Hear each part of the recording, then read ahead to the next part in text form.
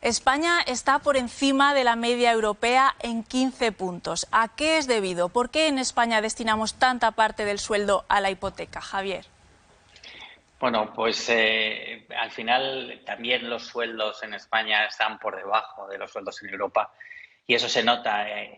Además, hemos tenido unos años en los que simplemente los del 20 al 22, que es más o menos cuando se está midiendo, ha habido una demanda nueva de viviendas en torno a 400, algo más de 400, casi 450.000 demanda de viviendas nuevas y se han construido 300.000 viviendas. En un país como España, en el que tenemos, por un lado, demanda de gente local, de los que viven aquí en España, pero también vivienda turística, vivienda de extranjeros, que hacen que se incremente el precio de la vivienda en ciertas zonas de España de manera muy importante. Como ves, por un lado ha habido menos oferta que demanda.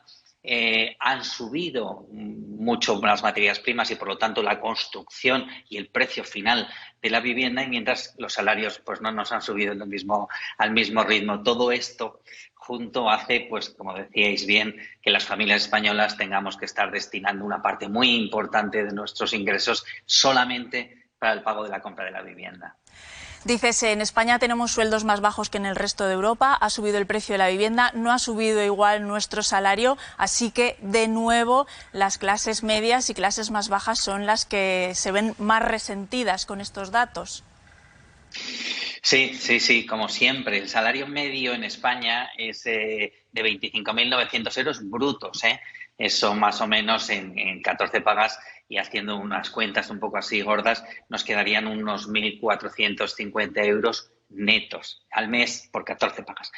Pero estamos hablando de un salario medio. Si nos vamos al salario que más españoles cobramos, que es el salario moda, el más habitual, nos vamos de esos 1.450 euros netos, haciendo estos números para un poco de andar por casa, no llega a 1.100. Sin embargo, una de las personas que entrevistábamos decía que pagaba 650 euros más o menos de hipoteca mensual. Ese es el pago medio de hipoteca en España.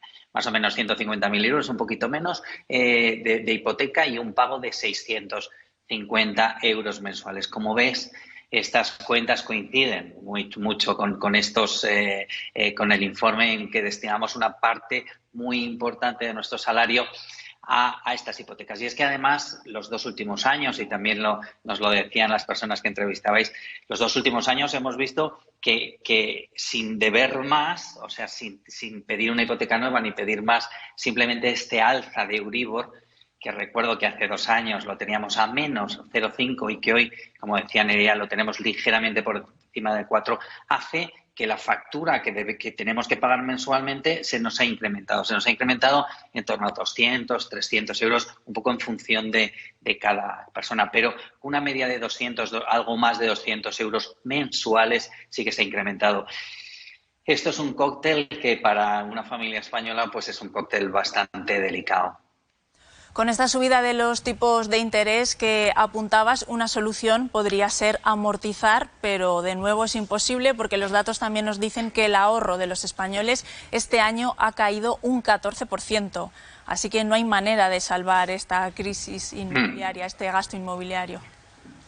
Sí, fíjate, no solo en España, en Europa medimos uno de los indicadores de las mediciones que utiliza el Banco Central Europeo para ver si sube o baja los tipos de interés.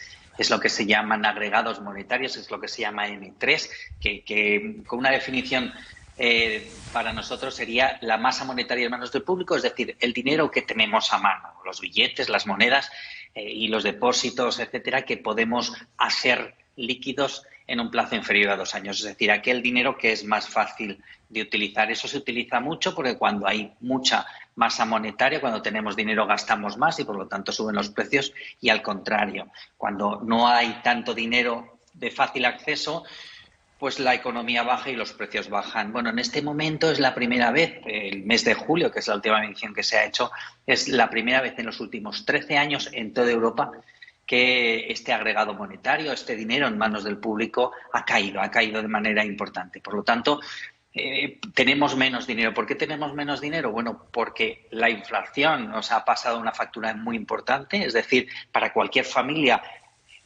comprar o gastar en lo mismo que estábamos gastando hace 2 años, supone un incremento de precio muy importante. O sea, no digo gastar más, sino comprar lo mismo, pero en dinero al final es mucho más. Estábamos viendo que la factura más importante, el gasto más importante de una familia española es la hipoteca, y que la hipoteca ha subido, sobre todo a esa parte de españoles, o a la parte de españoles que es la mayoría que tienen las hipotecas a tipo variable. Y además, como decíamos, inflación más subida de tipos de interés, que también en aquellos préstamos para el consumo, para coche, etcétera, se nota. Y además una subida salarial que no está en la misma línea, que porcentualmente es bastante menor. Estamos viendo que los salarios no han subido al mismo ritmo que la inflación. Pues esto hace que dispongamos menos dinero y que, por lo tanto, 2 cosas: podamos gastar menos, y esto se tiene que notar en la economía, y, por supuesto, si ya siempre es difícil ahorrar, pues con más gastos y unos ingresos parecidos, pues el ahorro empieza a ser cada día más complicado. Siempre ha sido complicado, pero todavía más. Pues Javier, muchísimas gracias, como siempre, por entrar en directo en Aquí y Ahora.